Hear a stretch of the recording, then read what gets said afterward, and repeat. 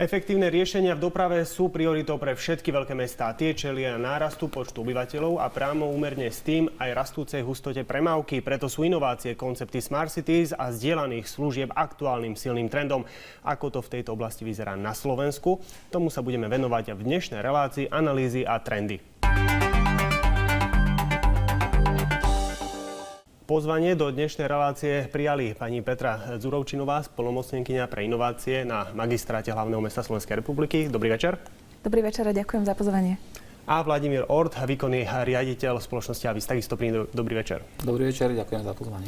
Dámy a pán, prvá otázka bude rovnaká na oboch. Ako vnímate aktuálnu dopravnú situáciu? A pýtam sa konkrétne v Bratislave, respektíve vo veľkých mestách na Slovensku z pohľadu bežných ľudí, ktorí sa každý deň potrebujú dostať do práce, do školy, na nákup. Je tá situácia dobrá, primeraná, alebo vnímate tu určité rezervy alebo problémy?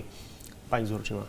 Ja by som možno začala tým, že doprava je náročná v každom veľkom meste, tým, že priťahuje obrovské množstvo obyvateľov, ktorí prichádzajú do miest za prácou, tak doprava je kľúčová, aby mestá vedeli efektívne fungovať.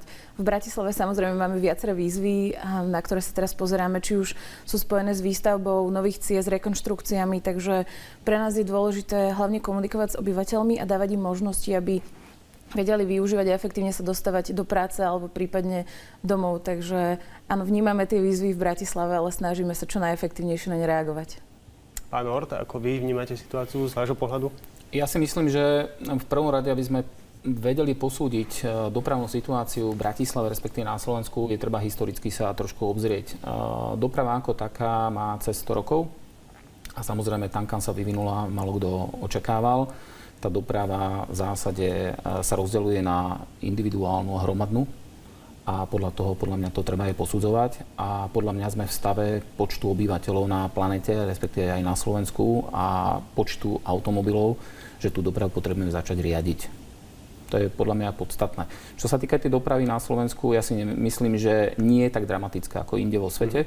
Napriek tomu podľa mňa sú varovné signály, ktorými by sme to mali nejakým spôsobom začať riešiť. Čo znamená tie varovné signály? Ako vidíte pri tých trendoch, ktoré sledujeme v súčasnosti, ako je zahusťovanie miest, rast obyvateľov a zvyšovanie hustoty premávky, čo nás čaká o pár rokov, ak by tie politiky zostali nezmenené, ak by sa to neriadilo, ako ste naznačili? Tak zoberme si v prvom rade, že infraštruktúra, ktorá je v Bratislave a na Slovensku, je veľmi zastaralá. To znamená, sú tu cesty, ktoré sú zo 70. 80. rokov. Počet automobilov za posledných 10 rokov narastol o 50%. Registrácie v Bratislave sú na úrovni 300 000 a viac. Zase na druhej strane, keď to porovnáme so svetom, tak na tisíc obyvateľov je 390 automobilov, ktorý je stále podpriemer napríklad či už voči V4. Takže principiálne sú tu niekde inde nejaké možnosti, ktoré by sme mohli začať riešiť a to možno trošku ďalej poviem, aby som dal aj slovo pani kolegynke. Áno, dostaneme sa k tomu, ale zaujímavá teda aj váš názor, ak by sa nerobili žiadne zásadné opatrenia, jednoducho tá situácia by plynule pokračovala tak, ako sa dnes vyvíja, čo by čakalo Bratislavu z pohľadu dopravy o pár rokov? Ja si myslím, že tá situácia sa bude musieť zmeniť, lebo prichádzajú aj nové trendy a aj rozmýšľame nad tým, či potrebujeme vlastniť auto, keď žijeme vo veľkom meste, či nám nestačia možnosti verejnej dopravy, prípadne nejakej osobnej dopravy na bicykli alebo formou kolobežiek. To je možno, že aj tým, že musíme vnímať aj ten širší kontext klimatickej zmeny napríklad, alebo aj toho, ako sa mení forma práce, že nie vždy všetci dochádzajú do práce. Takže musíme vnímať aj celý ten ekosystém, ale keď by sme fungovali so súčasnou situáciou, tak asi by to bolo neudržateľné o tých 10 rokov. Čo konkrétne teda robí mesto, na akých opatreniach pracuje, aby sa teda vyhlo tomu pesimistickému scenáru veľkých dopravných obmedzení?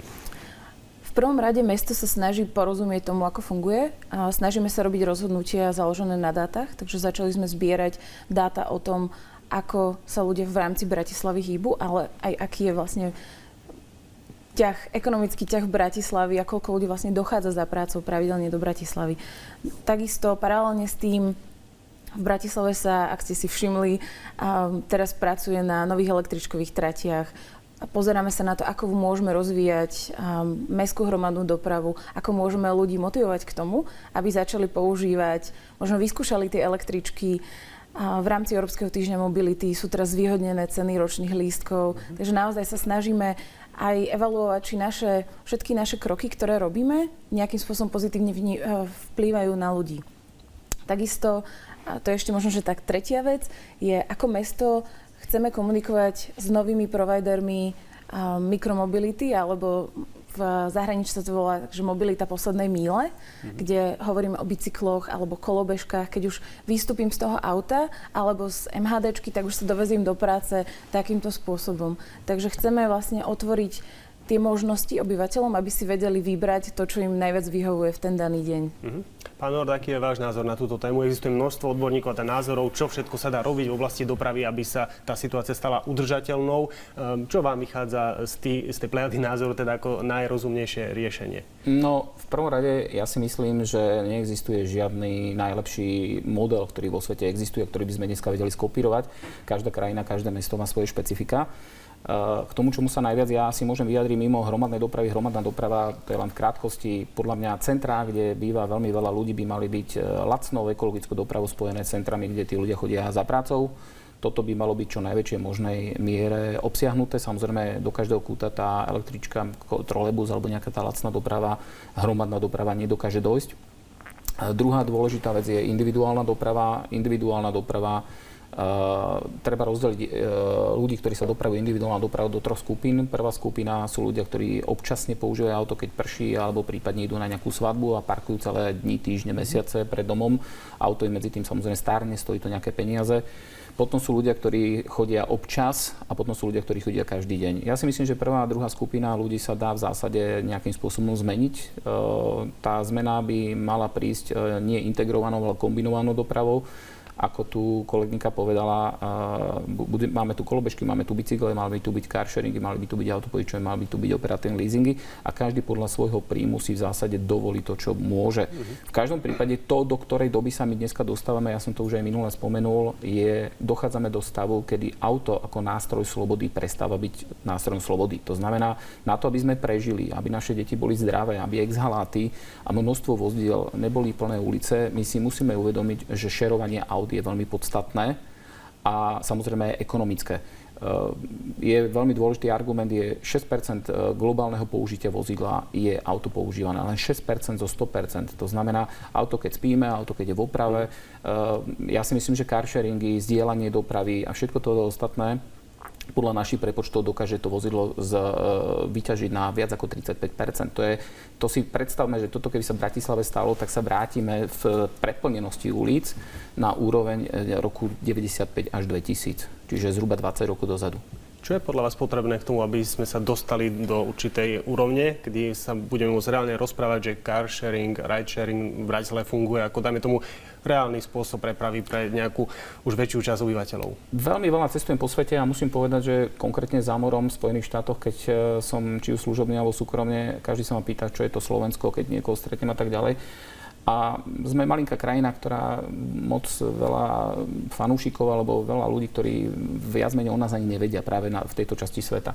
Ale keď poviem, aké auta vyrábame a že sme najväčší výrobca a tak ďalej, tak toto tých ľudí zaujme. Prečo my ako krajina, ktorá vyrába najväčší počet vozidel na obyvateľa, nedokážeme práve, alebo prečo by sme nemohli byť práve tým lídrom v tom, ako my to tu vymyslíme, ako to tu bude super fungovať a druhí sa budú chodiť k nám učiť. Prečo by sme nemohli byť tým nejakým Singapúrom, ktorý pred 50 rokmi boli bažiny a dneska je to krajina, kde každý ruky dopredu a pozerá, aké je to úžasné. Čiže môj osobný názor je, ako na to je spojiť hlavy ľudí z biznis sektoru, spojiť hlavy z mesta, a hľadať to, čo je najlepšie pre ľudí. Ja o tom rozprávam nielen ako firma, ktorá prevádzkuje takéto služby. Ja hovorím ako aj človek, ktorý tu býva, ktorý tu chce žiť, ktorý tu má deti, kde ma zaujímajú exhaláty a to, ako to tu vyzerá. Takže pozerám sa na to ako človek, ktorý tu býva, chce tu bývať a chcem, aby ľudia okolo nás boli zdraví. To je podstatné. Mesto je o tom. Mesto je pre ľudí. Mesto není pre nejakú technológiu, ale je pre nás. Aké opatrenia, kroky robí mesto Bratislava a či vôbec teda robí nejaké, aby možno pripravilo tú pôdu preto, aby tu reálne sa tie ride-sharingové, car-sharingové služby mohli rozvíjať? Ja by som pánovi Ortovi veľmi rada poďakovala za to, že mi takto nahral na smeč, pretože práve pre nás je veľmi dôležitá spolupráca, pretože vieme, že ako mesto, to sami nevymyslíme, potrebujeme počuť od súkromného sektora, akademikov, čo sú možno že najlepšie možnosti vo svete, ako by sme to mohli spraviť s ohľadom na potreby obyvateľov v Bratislave, pretože Bratislava predsa len má možno že nejaké svoje špecifické výzvy, ktorým čelí. A keď sa pozrieme na carsharing, tak my momentálne s kolegami rozmýšľame nad tým, ako by sme vedeli ako mesto túto možnosť prístupniť. Čo je naša úloha a vytvorili sme niečo, čo voláme mestské laboratórium, čo nám práve umožní pilotovať rôzne a robiť nové experimenty. Tým, že je to laboratórium, spravíme si kontrolovaný experiment, pozrieme sa na to, čo chceme dosiahnuť, čo možno, že chceme vyskúšať, či funguje, nefunguje, ako na to reagujú ľudia, či to spĺňa tie podmienky, ktoré sme si na začiatku stanovili. Bude viac ľudí zdieľať svoje auto a budú mať kde parkovať, uvoľní sa doprava. To sú tie otázky, ktoré si potrebujeme na začiatku položiť a následne budeme bežať experiment 6-12 mesiacov a uvidíme, či sa niečo zmení. A potom sa z toho vieme poučiť a vlastne našim cieľom, myslím si, že náš spoločný cieľ je, aby sa v Bratislave dobre žilo a aby tu ľudia chceli žiť a pracovať. Tieto vzdialené služby vo veľkej miere stoja padajú na tom, či ľudia zmenia svoje myslenie, či prestanú považovať auto za ten symbol slobody, možností, čo im dáva. Ako vnímate túto otázku? A ako ste naznačili, každá krajina má svoje špecifikum. A ako vnímate Slovensko? Vidíte to reálne, že v dohľadnej dobe ľudia začnú rozmýšľať inak, možno ako boli zvyknutí celé 10 ročia? Ja si myslím, že ľudia už tak rozmýšľajú. Samozrejme, treba rozdeliť starších ľudí, stredná generácia, mladých ľudí. Mladí ľudia veľa cestujú, vidia v zahraničí. Podľa mňa sú tu veľmi silné environmentálne trendy. Mne sa to veľmi páči, ľuďom to není jedno. Človek má jednu zaujímavú vlastnosť, že keď je proste na pokraji naozaj niečoho zlého, tak v zásade sa naštartuje. Ja som veľký pozitivista a myslím si v rámci toho pozitívneho, že ľudia naozaj budú chcieť tieto zmeny uskutočniť. Čo sa týka napríklad, poviem konkrétne o našej spoločnosti, my napríklad už dneska máme CO2 limity našich vozidiel nižšie, ako sú dva najväčšie limity, ktoré sú v Európe, ako sú v Holandsku a vo Francúzsku. Pritom nikto to odo mňa nežiada. Je to sociálna zodpovednosť našej spoločnosti? Áno, je. Zatiaľ to nekričíme, samozrejme chceme o tom začať rozprávať, ale podľa mňa by to nemalo byť o tom, že firmy by mali svoje vozové parky budovať len na základe toho, že robia nejakú reklamu, ale že im naozaj na tom záleží. Klienti by si mali na základe toho vybrať tie vozidlá. Že toto je tá firma, nie len podľa ceny. Takže vy, keď ste sa ma opýtali na to, či ľudia sú, áno, ja si myslím, že začína prichádzať táto doba, kedy ľudia naozaj si sadnú aj do toho elektrického auta, aj do toho maloemisného vozidla, len preto, aby v zásade pomohli tomu mestu, aby to mesto bolo menej zaťažené. A samozrejme je tam aj otázka reálnej úspory času, financií. Nemusíme chodiť ďaleko. Popríklad, keď ide človek do Prahy, tak je naozaj výhodnejšie nechať auto na záchytnom parkovisku. V prepočte za euro sa za pár minút dostanem metrom do centra. Je takýto výhľad aj v Bratislave, že naozaj tie tisíce ľudí, ktorí každý deň dochádzajú do Bratislavy, do práce, v určitom momente začnú nechávať tie auta na nejakých záchytných parkoviskách, lebo často sa o tom hovorí, ale zatiaľ teda nie je vidieť asi veľké výsledky. Tak ja by som to možno povedala tak, že áno, začnú to robiť, keď to bude pre nich časovo finančne výhodné. A takisto je potrebné z našej strany vybudovať infraštruktúru, čo môžeme robiť už teraz a čo ste si možno všimli aj v meste, je vytváranie buspruhov. Že tým ukážeme, že sedieť v tom autobuse je výhodnejšie ako sedieť v aute v zápche. Časovo tam vidíte naozaj rozdiel, že ten autobus vás pohodlne dovezie do práce, môžete sa potom prejsť ešte stále aj vonku príjemne. Takže dá sa to takýmto spôsobom skombinovať. Takisto Bratislava je súčasťou integrovanej dopravy, takže keď sa bude tento systém rozvíjať, tak budeme viac ľudí z regiónov vedieť pritiahnuť vlastne do Bratislavy efektívnejšie a jednoduchšie. Ale je to o tom, že to musí byť pre nich výhodné časovo a finančne. Čo sa týka, dajme tomu, električkových tratí, keďže metro je asi nereálne v našich podmienkach, je tu nejaká perspektíva, že električka, alebo to je naozaj prostriedok, ktorý sa vyhne tým dopravným zápcham, že bude jednoducho pokračovať až do tých hlavných lokalít, do satelitov alebo do okrajových častí Bratislavy? Ja si myslím, že rozmýšľame nad rozvojom električkových tratí. V Dubravke a v Karlovej Vsi sa momentálne rekonštruuje, Petržalka sa ide predĺžovať a my ako mesto rozmýšľame nad tým, ako ďalej vieme rozvíjať tie hlavné osy električkové, aby sme zasiahli vlastne aj okrajové časti okrajové. Teraz už to nie je veľmi okraj Bratislavy, ale áno, aj tie vonkajšie časti Bratislavy. Pán Nord, ako vy vnímate túto tému, čo sa týka dochádzania do Bratislavy z okrajových satelitov? Aké riešenia by podľa vás boli efektívne? Čo by pomohlo k tomu, aby sa jednoducho zminimalizovali tie každodenné zápchy? Túto cestu, ktorú spomenula kolegynka, ja si myslím, že je veľmi dobrá. To znamená, že v prvom rade do najviac zabývaných oblastí Bratislavy, poďme najprv Bratislavou, pretože Bratislava sa skladá z viacerých štvrtí a tie štvrte sú docela ďaleko. Centra, budovy, administratíva sa stáva niekde v centrách, bla bla bla. Takže to je podstatné dostať v prvom rade tých ľudí, ktorí ráno idú a večer idú naspäť. Tí ľudia potrebujú zaparkovať, tí ľudia zapchávajú cesty, medzi tým chleba, mäso, ja neviem, potraviny, ktoré sa rozvážajú, nestíhajú, je toho strašne veľa. Čo sa týka satelitov, nad týmto takisto podľa mňa treba rozmýšľať principiálne v čase, keď sa tie satelity budujú. Áno? Čiže nemôžeme predať pozemky, vybrať dane, zobrať za povolenie nejaké a nie je tam žiadna infraštruktúra, povieme si, však oni sa nejak dopravia. Takže tá integrovaná doprava, o ktorej hovorí pani Zurovčínová, je principiálne o tom, ako dostať ľudí hlavne z tých ďalekých miest niekam do nejakých prílahlých oblastí Bratislavy. Je to budovanie nejakých parkovisk. Je to veľmi, myslím, že využívané konkrétne v Nemecku. Videl som to, ako to super funguje v Stuttgarte napríklad, alebo v Berlíne. Takže to je super. Zase na druhej strane treba si uvedomiť, že tá kombinovaná doprava, ktorá v tých mestách je aj o tom, že samozrejme niekam sa tým autobusom nedostanem, mám veľmi nejaký limitovaný čas. A toto všetko ostatné by bolo schopné jazdiť nejakou individuálnou dopravou. Čiže tá hromadná doprava všade nedostane a hlavne podľa mňa mesto by sa nemalo snažiť urobiť, aby sa každý niekam vedel dostať. Podľa mňa malo by sa snažiť dostať tie hlavné prúdy ľudí tam, kde tí ľudia pracujú. A samozrejme v rámci aj možno toho, ako to mesto v budúcnosti má vyzerať. Podľa toho umožňovať, kde sa budú stavať biznis centra a tak ďalej. Pretože kde si kto postaví, lebo je to pekné miesto, alebo on si tam kúpil pozemok a nie je tam dobrá doprava, no tak potom do budúcna toto sú problémy, ktoré nás dobehnú. To, čo niekto robil pred 5, 10, 20 rokmi, tak teraz oni musia samozrejme riešiť. A keď sme v stave, keď ešte tá Bratislava ako taká je malá, čiže má, ja neviem, 500-700 tisíc ľudí plus minus, či už sa nafúkne tými satelitnými ľuďmi, tak principiálne si myslím, že toto je, čo oni môžu v zásade dneska ovplyvňovať aj cez mestské časti a v rámci svojej politiky. No, ak chcete reagovať? Ja som chcela možno, že jednu vec povedať, že je veľmi dôležité pochopiť aj tie toky v rámci mesta a mimo mesta. To je to, čo sa ako mesto snažíme chápať, že koľko ľudí z Dubravky, z Karlovky sa presúva do Ružinova každý deň, v akých časoch. Vieme ich podporiť tým, že bude posilnená doprava, alebo že pôjde priamy expresný autobus a podobne. Takže toto sú otázky, ktoré my si kladieme, aby oni mali tú alternatívu k vlastnému autu, do ktorého si nemusia sadnúť. A druhá vec, a k tým satelitom, práve v severských krajinách sa teraz robia experimenty o ride-sharingu.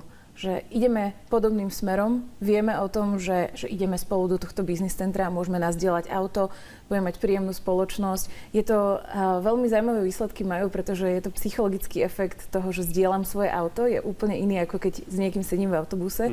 Takže je tam potrebná aj tá edukácia ľudí, že je to v poriadku s niekým zdieľať svoje auto. Ale je to jedna z možností, ako vlastne ľudí zo satelitov dostať, alebo z tých okolitých obcí, dostať jeden človek jedno auto, do jedno auto viacero ľudí, ktorí idú rovnakým smerom. A je to pre všetkých efektívnejšie. A takisto sa máme možnosť porozprávať, takže je tam aj ten spoločenský efekt. No. Tá hromadná doprava je v niečom sexy a podľa mňa je tej socializácii, ktorá proste v tej individuálnej doprave sa absolútne strátila.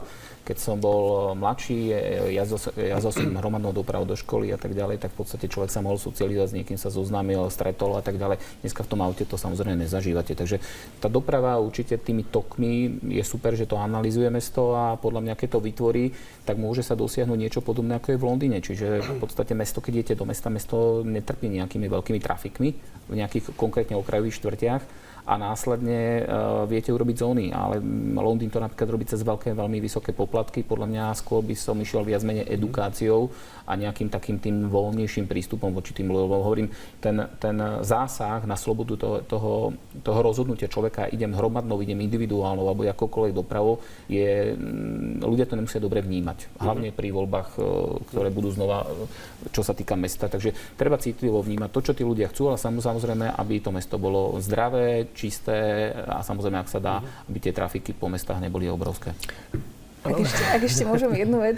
My sme práve toto včera rozoberali, boli u nás dánsky architekti, ktorí sa s nami rozprávali o verejných priestoroch a hovorili sme o tom, že mesto má tú úžasnú príležitosť ľuďom ukázať možnosti.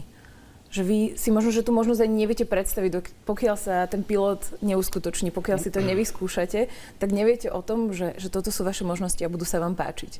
Takže toto je aj úloha mesta vlastne otvárať tie možnosti a to chceme robiť ako mesto. Vlastne pilotovať rôzne spôsoby dopravy tak, aby si to ľudia mohli vyskúšať a vyskúšať, aká tá zmena naozaj je. Ďalšia časť tejto skladačky, práve čo hovoríte, je parkovacia politika, ktorá takisto má určitým spôsobom donútiť ľudia, aby všade neišli autami. Vieme, aká bola reakcia časti bratislavčanov na tento návrh. Ako vnímate možno tie reakcie a to, či parkovacia politika sa podarí zaviesť a teda aj splniť ten účel, ktorý si dala? Myslím si, že my ako mesto sa budeme naozaj snažiť a je to pre nás obrovský cieľ, aby parkovacia politika naozaj v polovici roku 2021 fungovala, bežala a bola vlastne v bezproblémovej prevádzke. A pracujú na tom veľa mojich kolegov, aby toto fungovalo. To, že viacerí sú rôzne tábory obyvateľov. Niektorí s tým majú problém, niektorí sa tomu napríklad tešia. Takže to máte ako vždycky, že ten rozdiel je široký a je to o tom, že budeme ľudí edukovať o tých možnostiach. A zmena je vždycky ťažká. A potrebujeme sa o nej rozprávať, potrebujeme sa rozprávať o tých rôznych potrebách a samozrejme parkovacia politika bola robená s výhľadom do budúcna. Naozaj s tým, že potrebujeme niečo robiť s tým, že v Bratislave rastie počet aut. Naozaj tie auta nemajú kde parkovať, tie auta zapchávajú ulice, znižuje sa kvalita života, lebo sa nám znižuje aj kvalita ovzdušia. Takže vlastne je to komplexná téma, a mesto na ňu takýmto spôsobom reagovalo, pretože finančná motivácia je asi najväčšia a áno, je to možno trochu, nechcem povedať, že bolestivé, ale je to zmena, ktorú ľudia pocítia, ale myslím si, že je veľmi potrebná pre nás všetkých. Priestor na záverečné zhodnotenie, pretože je záver relácie a neviem, či chcete reagovať ešte aj na parkovaciu politiku, ako vnímate ten návrh, alebo celkovo, či podľa vás sa podarí urobiť také opatrenia v Bratislave, ktoré perspektívne zlepšia tú situáciu tak, aby bola udržateľná. No, takto ja si myslím, že v prvom rade parkovacia politika, tak ako bola predstavená, zatiaľ som len pozitívne reagoval na pani Dzurowczynovú, ale bola veľmi odvážna, pretože podľa mňa predtým, ako sa parkovacia politika podľa mňa predstaví, aj keď samozrejme určite to má aj protiargumenty, podľa mňa by mali byť riešenia, alebo principiálne parkovacia politika ako taká len zatiaľ vyťahne ľuďom peniaze z vačku. Áno, ľuďom, firmám a tak ďalej. A nemajú zatiaľ alternatívu. Podľa mňa najprv by mali mať alternatívu, následne by mala byť parkovacia politika, alebo malo by to byť v súlade. Viac si nedovolím k tomu nejak povedať. Možno ešte veľmi podstatný prvok. Množstvo aut, ktoré sa to zvýšilo, súvisí s jednou veľmi podstatnou vecou. Pred 30 rokmi človek musel šetriť 24 mesiacov, plný svoj príjem, aby si mohol kúpiť automobil. Dneska, aby ste si kúpili najlacnejší, najnovší automobil, v priemernej mzde stačí vám 6 alebo 7 mesiacov. Čiže dostupnosť dopravného prostriedku je veľmi nízka. Spôsob, ako sa to v iných krajinách rieši, sú vlastne daňové aj parkovacie, samozrejme limity, alebo aj emisné limity, ale samozrejme musí tam byť aj riešenie, ktoré tí ľudia dostanú, takže to je z mojej strany ako k tomu všetko, ale nie je to moja oblasť, ktorej by som ja bol úplne doma. Každopádne zaujímavá ešte teda reakcia na to, čo povedal pán Ort, či mesto nemohlo dať najskôr pred zavedením politiky ľuďom viac možností. Myslím si, že práve na tých možnostiach pracujeme, pozeráme sa na to, ako vieme zlepšiť mestskú verejnú dopravu, ako vieme ponúknuť iné možnosti toho, ako sa presunú vlastne bez svojho auta. Takže dovtedy, kým bude platiť parkovacie politika, by sa malo zlepšiť verejná doprava a je to o dialogu. My sa chceme s ľuďmi rozprávať, chceme porozumieť ich potrebám. To už bola moja posledná otázka. Pán Ort aj pani Dzurowczynová, ja vám veľmi pekne ďakujem za zaujímavú diskusiu a prajem vám príjemný zvyšok večera. Dovidenia. Ďakujeme pekne. Ďakujeme.